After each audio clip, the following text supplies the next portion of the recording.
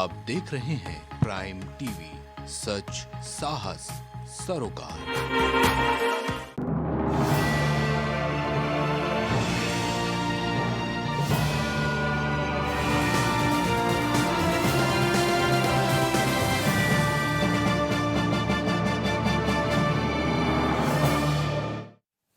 नमस्कार, स्वागत है आपका प्राइम टीवी में। मैं हूं आपके साथ मुस्कान उस्मानी। बुलेटिन की शुरुआत करेंगे बड़ी खबर से, जहां लखनऊ में भारतीय किसान यूनियन और राजनीतिक के यूपी प्रभारी आज लखनऊ पहुंचे हैं, जहां उन्होंने मीडिया के सामने कृषि विभाग के अधिकारियों द्वारा किए गए 122 करोड़ के घोटाले पर मुख्यमंत्री कार्रवाई की मांग की है। साथ ही उन्होंने बताया कि वो 4 दिन पहले मुख्यमंत्री योगी समेत केंद्रीय मंत्री और कृषि अधिकारियों से इसकी शिकायत भी कर चुके हैं और उन्होंने इस भ्रष्टाचार में लिप्त अधिकारियों पर कार्रवाई की मांग की है। भारतीय किसान यूनियन और राजनीतिक के प्रदेश प्रभारी आशु चौधरी की तरफ से कृषि विभाग में किसान सम्मान निधि के पैसों में बड़े भ्रष्टाचार के आरोप लगाते हुए अहम प्रेस वार्ता की गई है। इनकी तरफ से, आपकी तरफ से 500 कुछ करोड़ के पैसे में लगभग 122 करोड़ के आरोप लगाए जा रहे हैं। क्या है इसका पूरा?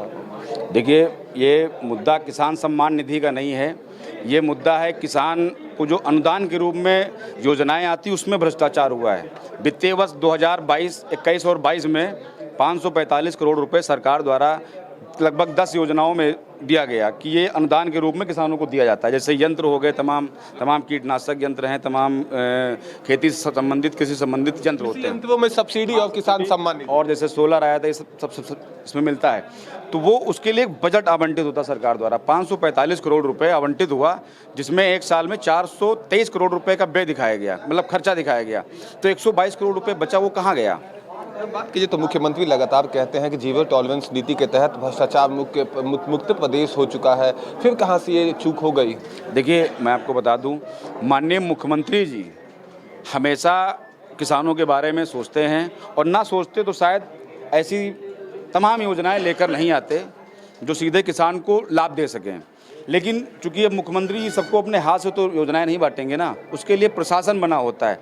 और प्रशासन का जो एक काम क्या होता है कि उन योजनाओं को पात्र किसानों तक, पात्र लोगों तक पहुंचाएं। लेकिन चूंकि अब लोगों ने सोचा बड़ा अमाउंट है, 122 करोड़ रुपए, इन्होंने झटके से हायर किया पूरा और पैसा उड़ा दिया, खा गए भूसा। इतना बड़ा घोटाला एक साल में। तो मैं ये कहता हूँ कि सरकारें तो कई सालों से बनती आ रही, इससे पहले तो कितना गमन हुआ होगा किसानों का। इसीलिए आज डेटा पे आप आरोप लगा रहे हैं, वो किस वित्तीय वर्ष का है? ये 2021-22 का है। और ये मैं नहीं कह रहा हूँ, ये कोसवाड़ी पोर्टल, उनका खुद का पोर्टल कह रहा है, सरकारी पोर्टल है, वो कह रहा है। ये संज्ञान में माननीय मुख्यमंत्री जी के नहीं डाला गया, इस पर लीपापोती हो रही। लेकिन आपको मैं बता दूँ आपके चैनल के माध्यम से, इस पर एक किसान भाई और है जो PIL कर चुका है, और हाई कोर्ट ने भी इस पर संज्ञान ले लिया है। तो इनको तो जवाब देना है। लेकिन चूंकि हमने, किसान भाइयों ने प्रदेश में और देश में भारतीय जनता पार्टी को सपोर्ट कर दोबारा प्रदेश में और दोबारा केंद्र में और अभी तिबारा फिर बैठाने जा रही है। इसलिए चूंकि ये सरकार द्वारा किसानों को लेकर बहुत सारी अच्छी योजनाएं चलाई गई। कॉन्फ्रेंस करके तमाम बड़े आरोप लगाए हैं कृषि विभाग के ऊपर। अब आगे की क्या आपका रुख होगा इस मामले को लेकर? देखिए, जब तक इस पैसे की रिकवरी नहीं होगी, हम लोग किसान हैं, और किसान जब तक खेत को जोतता तब तक उसमें फल नहीं, पेड़ नहीं लग जाते हैं। ऊसर बंजर खेत को जोत के बिल्कुल उपजाऊ बना देता है। तो तब तक हम कोशिश करेंगे जब तक ये 122 करोड़ रुपए की रिकवरी न करा लूँ। और उसके लिए मैं माननीय मुख्यमंत्री जी, प्रधानमंत्री जी, यहाँ से लेके जंतर मंतर तक धरना आंदोलन करेंगे, क्योंकि हमारे हक पे डकैती डाली गई है। और ये बहुत निंदनीय है कि इस देश में, कृषि प्रधान देश में, किसान के लिए 2 रुपया आवंटित होता है, उस पर डकैती डाली जाती है। बहुत ही निंदनीय है। जी बिल्कुल। तो ये थे भारतीय किसान यूनियन और राजनीतिक के प्रदेश सचिव अंशु चौधरी। इनका साफ तौर पे कहना है कि DBT और कृषि विभाग के तमाम योजनाओं में कहीं ना कहीं बड़ा घोटाला किया गया। इनका साफ तौर पे कहना है कि सूबे के मुख्यमंत्री इस पर अपना ध्यान केंद्रित करते हुए भ्रष्टाचारियों पर कहीं ना कहीं कार्रवाई करें। कैमरामैन दीपक के साथ मैं विभांशु, प्राइम टीवी, लखनऊ। तो मणिपुर हिंसा पर जहां एक तरफ पूरे देश में आक्रोश है तो वहीं दूसरी तरफ अब विपक्षी पार्टियां केंद्र और राज्य सरकार पर हमलावर है। तो वहीं इस पूरे मामले पर सपा सांसद एसटी हसन ने अपनी प्रतिक्रिया देते हुए कहा कि जिस डबल इंजन सरकार की भाजपा तारीफ करती नहीं थकती थी, वो डबल इंजन की सरकार कहां गई? क्या ऐसी होती है सरकारें? आगे एसटी हसन ने क्या कुछ कहा है, चलिए आपको सुनाते हैं। ये बहुत ही दिल दहला देने वाली ये घटना हुई है। इस घटना ने हमारे हिंदुस्तान की सारी तहजीबों को बखेर दिया है, तितर बितर कर दिया है। हमारी सभ्यताओं को और हमारे आपसी रिश्तों को, इंसानी रिश्तों को बर्बाद कर दिया है। हमारा सर तमाम दुनिया के आगे झुका हुआ है। ऐसे हीनियस क्राइम्स और इस तरह से दो बच्चियों के बाप को मारना, उसके बाद भाई को मारना, उसके बाद उनको निर्वस्त्र करके सरेआम घुमाना और उनके साथ अश्लील हरकतें करना, क्या ये हिंदुस्तान की तहजीब है? सरकार कहाँ है?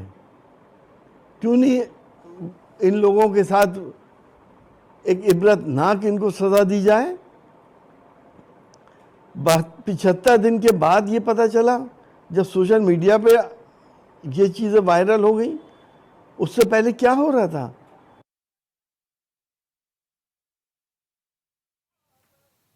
अब खबर बिजनौर से है, जहां कृष्ण जन्म स्थान को लेकर साध्वी प्राची ने ट्वीट ने जनवरी के महीने में हलचल मचा दी थी।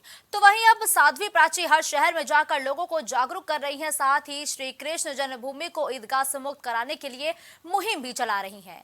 उसी को लेकर साध्वी प्राची आज बिजनौर पहुंची, जहां उन्होंने प्रेस वार्ता का आयोजन किया। इस दौरान सीमा हैदर के सवाल पर साध्वी प्राची ने कहा कि भाभी तो अच्छी हैं, लेकिन किसी की शक्ल पर नहीं लिखा होता है कि किस साजिश के तहत क्या षड्यंत्र चल रहा है। जांच एजेंसियां अभी जांच कर रही हैं। पाकिस्तान हमारा दुश्मन देश है और मणिपुर में हुई घटना की वो निंदा करते हुए उन्होंने आगे कहा कि ये एक साजिश और षड्यंत्र के तहत ये घटना है जो घटना हुई है और मैं इसकी कड़ी निंदा करती हूँ। श्री कृष्ण जन्मभूमि की मुक्ति के लिए श्री कृष्ण जन्मभूमि न्यास ट्रस्ट के माध्यम से पूरे देश में अलख जगाएंगे और पूरे तन मन धन से भगवान श्री कृष्ण जन्मभूमि मुक्त हो, उसके लिए हम प्रयास जारी हमारा रहेगा और उसकी लड़ाई हम लड़ रहे हैं। किस तरीके से आप लड़ाई को आगे बढ़ाने का काम कर रहे हैं? हम कोर्ट के माध्यम से भी लड़ रहे हैं और उसमें हमें सफलता मिलती जा रही है।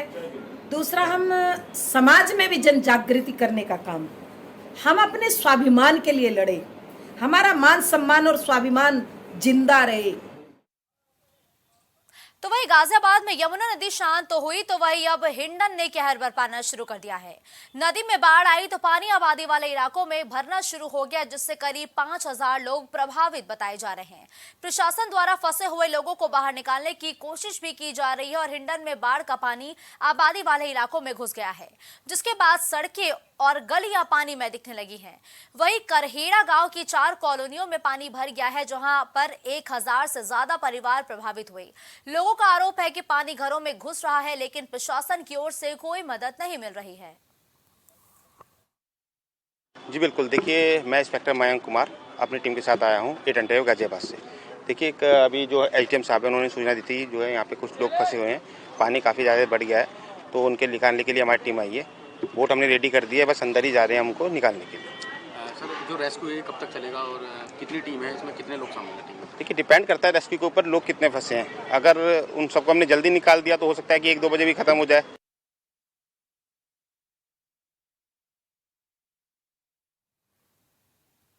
अब खबर गाजियाबाद से है, जहां हिंडन नदी में बाढ़ आने के बाद पिकनिक स्पॉट सिटी फॉरेस्ट पूरी तरीके से तबाह हो गया है। सिटी फॉरेस्ट में लोगों के मनोरंजन का केंद्र बने रहने वाले रैबिट जोन भी पानी में डूब गया है। वहीं गाजियाबाद विकास प्राधिकरण इन खरगोशों को आम लोगों को डोनेट कर रहा है। बाढ़ की इस आफत में लोगों को खरगोश ऑफर में मिल सकते हैं, वो भी मुफ्त दर्शन सिटी फॉरेस्ट के गेट पर। गाजियाबाद विकास प्राधिकरण का उद्यान अनुभव खरगोशों की जान बचाने के लिए, उन्हें सुरक्षित रखने के लिए आम लोगों को डोनेट कर रहा है। इन खरगोशों की जान बचाने के लिए आम लोगों से अनुरोध भी किया जा रहा है कि जो भी खरगोश पालने के शौकीन हैं, सिटी फॉरेस्ट से आकर फ्री में ले जा सकते हैं। देखिए, बत्तखों को शिफ्ट करने की आवश्यकता नहीं है। बत्तख तो पानी में ही रहती हैं। उनको भोजन देने के लिए अलग मतलब बर्तन से तसले से उनको भोजन खिलाया जा रहा है। और जहाँ तक बात है खरगोश की, तो खरगोश को सुरक्षित स्थान पे ले जाया गया है और उनको डोनेट किया जा रहा है पब्लिक को। कुछ डोनेट कर दिए गए और यदि कोई लेना चाहे खरगोश तो वो यहाँ के जो संबंधित इंचार्ज है श्री तरनी सिंह, उनसे संपर्क कर ले सकते हैं। खरगोश लेने के लिए लोगों को कहाँ आना पड़ेगा? सिटी फॉरेस्ट कहाँ होगा? सिटी फॉरेस्ट में जाना पड़ेगा, मेन गेट। यूपी के अमरोहा नगर में माधो सिनोप्लेक्स के निर्माणाधीन भवन की दीवार गिरने से हुए हादसे में 2 मजदूरों की मलबे में दबकर मौत हो गई, जबकि 7 मजदूर घायल भी हो गए हैं, जिनमें से 2 की हालत गंभीर बताई जा रही है। जिसके बाद अमरोहा जनपद के डीएम राजेश त्यागी और एसपी आदित्य ने मौके का मुआयना किया। वहीं इस हादसे की खबर मिलने के बाद मुख्यमंत्री योगी आदित्यनाथ ने भी हादसे पर दुख जताया है और पूरे मामले में दोषियों के खिलाफ कार्रवाई करने की भी बात कही है। हाँ, ये यहाँ पे जो माधव कुंज जगह है, यहाँ पर एक पुरानी बिल्डिंग थी, उसको तोड़ा जा रहा था। उसके दौरान 9 मजदूर काम कर रहे थे, जैसा बताया गया संभवतः 9 की संख्या है, जिसमें 2 की मृत्यु होने की सूचना मिली है। और हम लोग अभी तक जितना है रेस्क्यू का काम हम लोग कर रहे हैं। जो संख्या बताई गई है कि 9 लोग थे, जिसमें से 2 की मृत्यु हुई है। बाकी हम लोग इसका इवैक्यूएशन का काम कर रहे हैं। काम लगभग पूरा हो गया, लेकिन फिर भी हम लोग सतर्कता के दृष्टिकोण से बाकी मलबा हटा करके चीजों को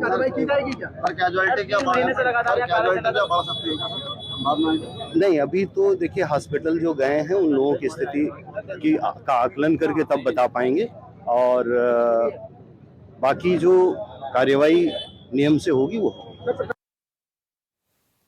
रुक करते हैं अगली खबर का, जहां देवरिया में जिला प्रशासन और एमएलको के संयुक्त तत्वावधान में एडिप योजना के अंतर्गत सलेमपुर स्थित बापू इंटर कॉलेज में दिव्यांगजनों को सहायक उपकरण वितरित किए जाने का कार्यक्रम आयोजित हुआ। वहीं इस कार्यक्रम में सलेमपुर लोकसभा के तहत आने वाले जनपद के सभी विकास खंडों को चिन्हित करते हुए 658 दिव्यांगजनों को 1104 विभिन्न सहायक उपकरण और motorised tricycle, wheel chair, Baisakhi और छड़ी के साथ ही अन्य उपकरण निःशुल्क प्रदान किए गए।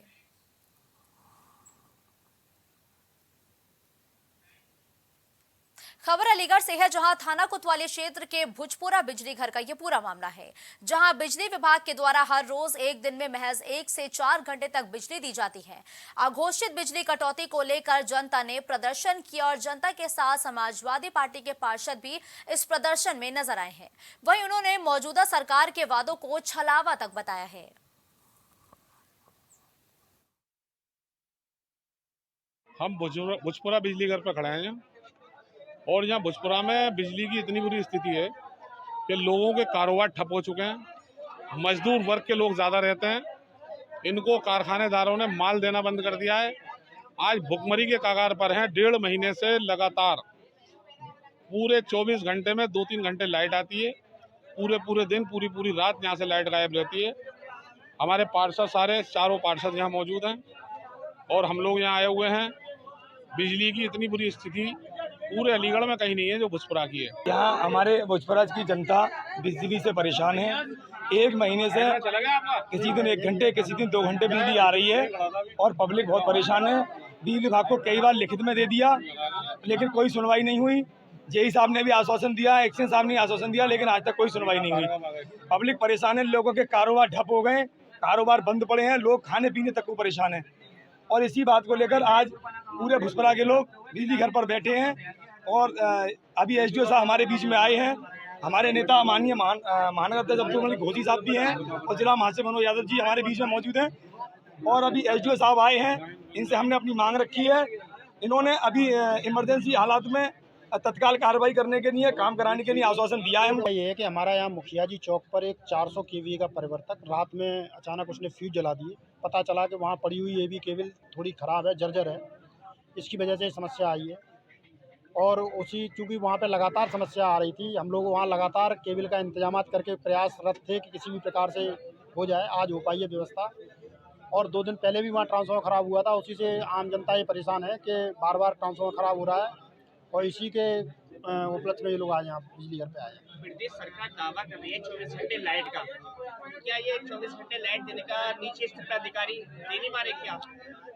प्रदेश सरकार ने दावा कर रही है 24 घंटे देने का, ये बात सही है और उसके तहत यहाँ प्लानिंग की गई है। सरकार ने प्लानिंग करके दी है हम लोगों को, 2 स्कीम दी है, RDSS और नगर निकाय विस्तार योजना। उन विस्तार योजनाओं में हम लोगों ने प्राकलन बनाए हुए भेजे हुए हैं, सैंक्शन स्वीकृत भी हो गए हैं, उसकी एजेंसी भी डिप्यूटेड हो चुकी है, लेकिन वो GDP उनकी अप्रूव होती है, माल जो होता है उसको GDP उसकी अप्रूव होती है और उसका खबर अलीगढ़ से है, जहां थाना विजयगढ़ इलाके में हथियारबंद नकाबपोश बदमाशों ने मंदिर आश्रम में धावा बोल दिया। वहीं बदमाशों ने साधुओं के साथ मारपीट कर लूटपाट की घटना को अंजाम दिया, जबकि स्थानीय लोगों ने बताया कि वो सुबह जब ग्रामीण ने साधुओं को बंधा पाया तो तत्काल उनको बंधन मुक्त कराने के बाद घटना की जानकारी इलाका पुलिस को दी है। बीती रात थाना विजयगढ़ में नगलाबरी गांव से कुछ वाद्य यंत्रों की और घंटे की चोरी की सूचना प्राप्त हुई। सूचना प्राप्त होते ही तत्काल मौके पर थाना पुलिस पहुंची। तहरीर प्राप्त करके अभियोग पंजीकृत कर लिया गया है। नामजद व्यक्तियों का वादी के साथ पूर्व से ही विवाद प्रचलित है। सभी पहलुओं पर गहनता से जांच की जा रही है। शीघ्र ही घटना का सफल अनावरण किया जाएगा। मौके पर शांति व्यवस्था सामान्य है। अब खबर मुरादाबाद से है, जहां मुरादाबाद की रहने वाली अलीशा रहमान का मौत से कुछ देर पहले का एक बयान सामने आया और वो बयान सोशल मीडिया पर वायरल भी हुआ है, जिसके बाद पुलिस विभाग में हड़कंप मच गया है। वहीं एसएसपी हेमराज मीणा ने पूरे मामले का संज्ञान लेते हुए इसकी जांच सीओ कोतवाली सदर को सौंपी है। एसएसपी ने बताया कि थाना मुगलपुरा में एक तहरीर मिली है, जिसमें लड़की के परिजनों ने अमान अंसारी नाम के युवक पर जहर देकर युवती की हत्या करने का आरोप लगाया है। पुलिस ने आरोपी को हिरासत में ले लिया है। इस पूरे मामले की जांच क्षेत्राधिकारी कोतवाली सदर को सौंपी गई है। लड़की ले गई जो बच्ची को आखिरी साल खराब हो जाओ, तेरा एडमिशन करा ले। मैंने कहा मेरे पास पैसे नहीं बेटे, अब मत करा, फिर हो जाओ एडमिशन, तो 2-4 दिन में भी हो जाओ। बोली हाँ दादी चलो रहने दो, मैं अस्पताल चली जाऊँगी। मैं तो ठीक है बेटे, नाश्ता करके जब जाना। बोली नहीं नाश्ता ना, बहुत टाइम हो जाएगा, ऐसे दे दो एडमिशन, साल खराब हो जाएगा। बाप भी मना कर दिया, मैं भी उसका भी वही मना कर दिया, तो नहीं चाह रहा, जबरदस्ती लौटने ले गई मेरी बच्ची को। देखिए, थाना मुगलपुरा में एक लड़की के परिजनों ने अभी कंप्लेन किया है कि उनकी जो लड़की है, उन्होंने 20 तारीख को कुछ उनको पॉइजन खाने की शिकायत मिली थी, जिस पर उनको हॉस्पिटलाइज कराया गया था और आज उनकी सुबह डेथ हो गई है। इसमें एक लड़के के खिलाफ में उन्होंने एक तहरीर दी है, जिसमें वो आरोप ये लगाया है कि ये लड़का उनकी लड़की के साथ में बातचीत करता था और उस लड़की को कहीं ले गया था और उसी दौरान इसने उसको कुछ खाने की चीज़ में वो दिया जहर, जिसकी वजह से उसकी मृत्यु हुई है। अभी लड़के को हिरासत में लिया गया है, पूछताछ की जा रही है। ये जानकारी मिली है कि जो लड़का है वो भी बालिग है और लड़की भी बालिग है और दोनों पहले बातचीत करते थे। किसी बात को लेकर आपस में या तो इनमें कुछ बात हुई है या फिर जो परिजनों के द्वारा लड़की को कुछ बोला गया है और इसी वजह से इसमें ये जो जहर खाने की जो घटना है वो हुई है। अभी इसमें पोस्टमार्टम की कार्रवाई कराई गई है, बोर्ड के माध्यम से एक बोर्ड गठित करके इसमें प्रॉपर तरीके से पोस्टमार्टम कराया गया है और पोस्टमार्टम रिपोर्ट आ रही है और इसके अलावा इसकी जो जाँच है वो क्षेत्राधिकारी कोतवाली को दी गई है। इस पूरे प्रकरण की जाँच करके जो भी तथ्य इसमें प्रकाश में आएंगे उसी के आधार पर और तहरीर जो मिली है उसकी जाँच करके इसमें आगे की कार्रवाई इसमें की जाएगी।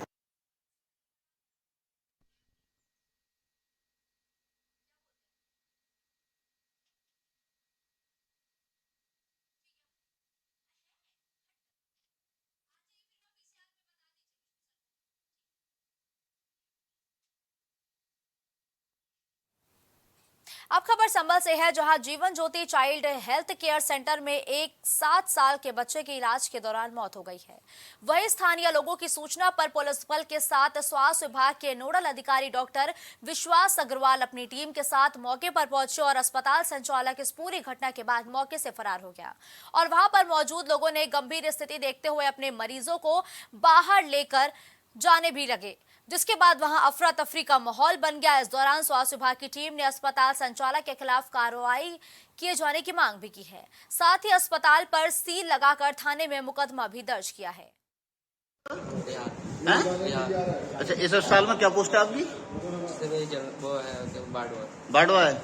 आपके सिवा यहाँ कितने लोग हैं? सर मुझे जानकारी नहीं, मैं सफाई आता हूँ अंदर। नहीं, अब जो अस्पताल में पूरे में देख रहे हैं वो कौन देख रहे हैं काम को? यहाँ पर कंपाउंडर कौन है? मुझे जानकारी नहीं। आप यहाँ पे तो बाढ़वाए हैं, आपकी नाइट ड्यूटी भी है, रात की यही ना पता कौन आदमी है? ड्यूटी नहीं है कि रुका हुआ।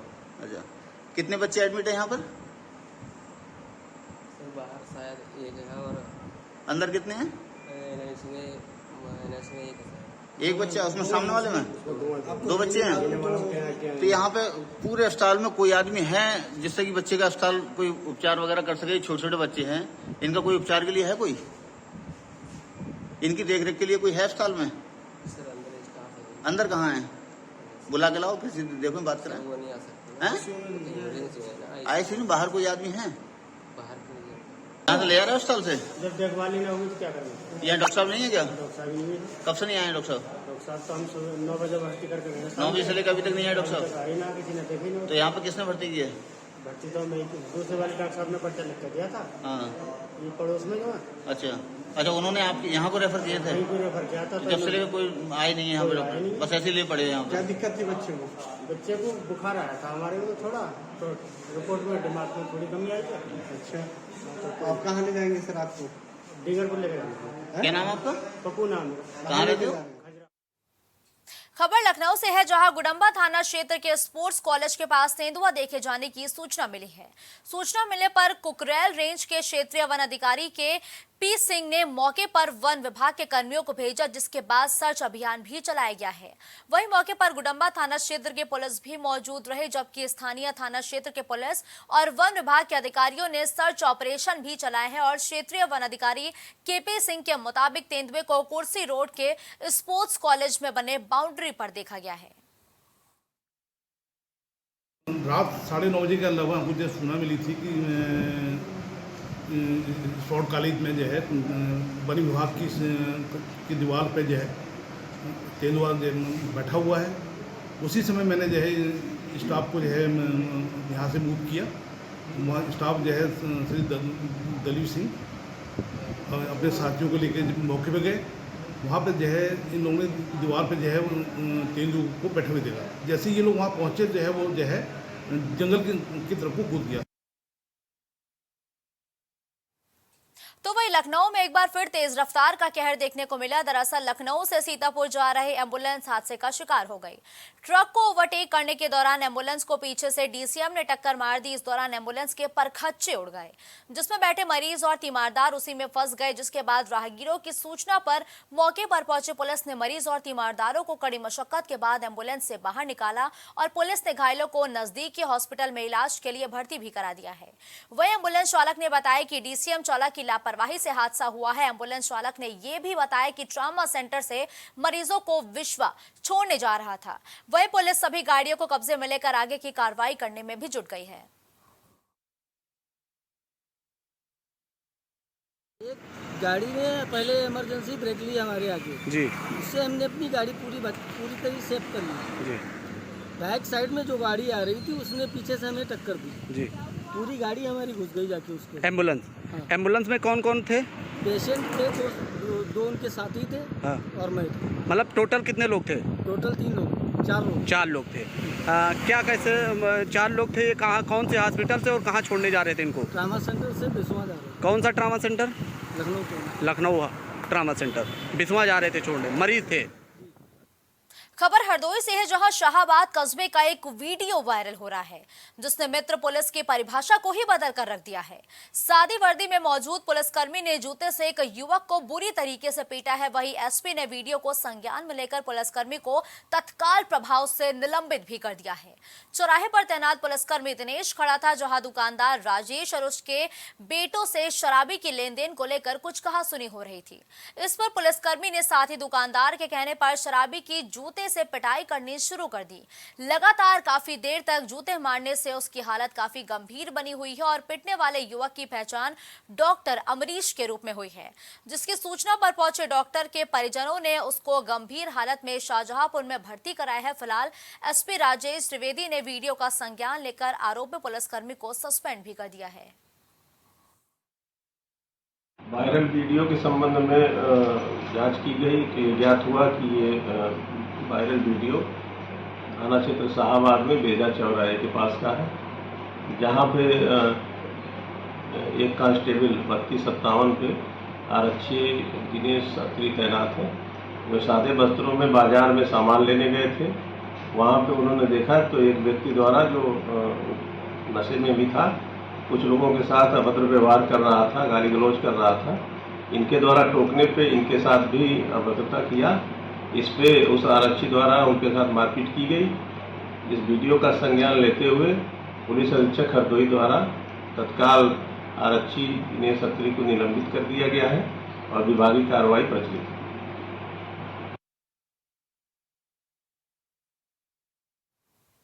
खबर औरैया से है, जहां मुखबिर की सूचना पर पुलिस को बड़ी सफलता मिली है।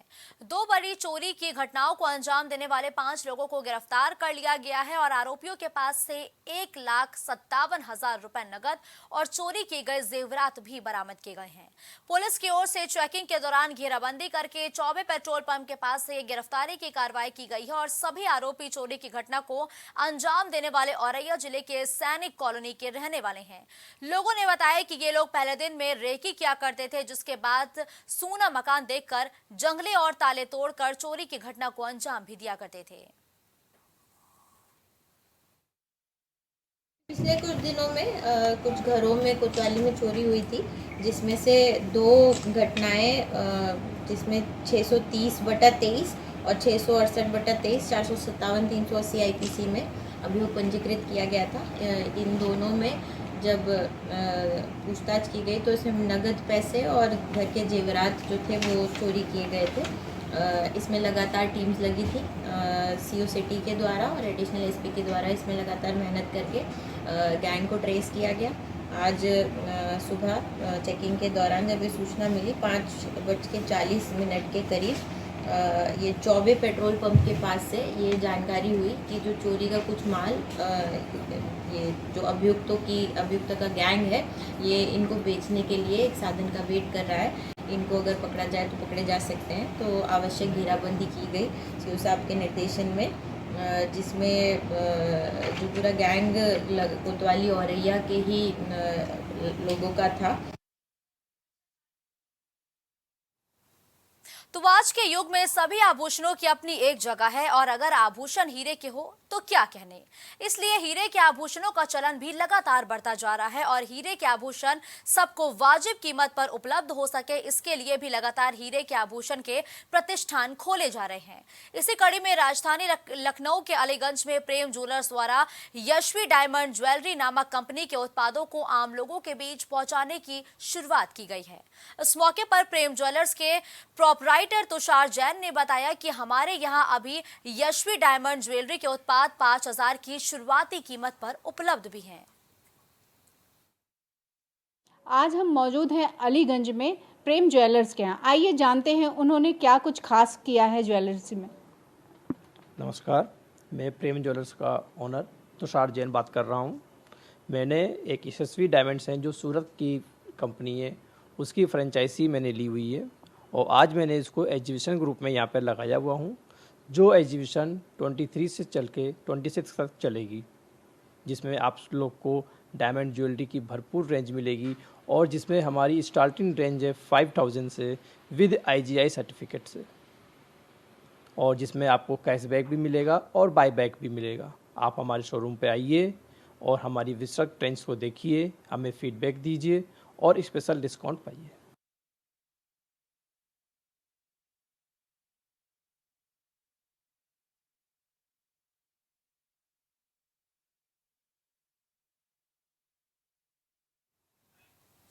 खबर हरदोई से है, जहां भगौली इलाके में खेत में बनी झोपड़ी में आग लगने का एक वीडियो वायरल हुआ है, जिसमें जमीनी विवाद को लेकर दबंगों पर मारपीट के बाद झोपड़ी में आग लगाने का आरोप है और पीड़ित ने पुलिस से शिकायत कर कार्रवाई की मांग की है। इस मामले में CO भगौली ने जांच कर पुलिस को कार्रवाई के निर्देश दिए हैं। वहीं CO विकास जायसवाल ने बताया कि भगौली थाना क्षेत्र में खेत में बनी झोपड़ी में आग लगने का एक वीडियो वायरल हुआ है, जिसमें पीड़ित की शिकायत पर जांच कराई जा रही है और मामले में पुलिस को जांच कर कार्रवाई के निर्देश भी दिए गए हैं।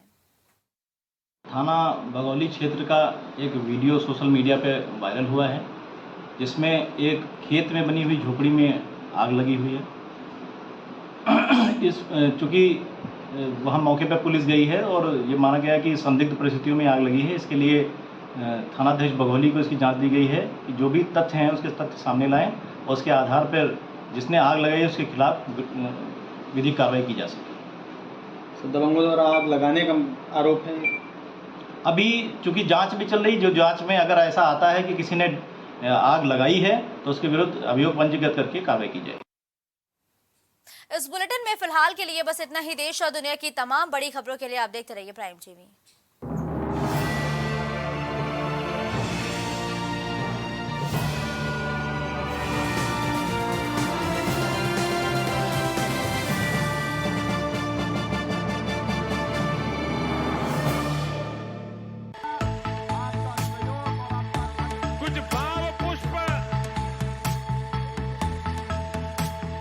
आप देख रहे हैं प्राइम टीवी, सच साहस सरोकार।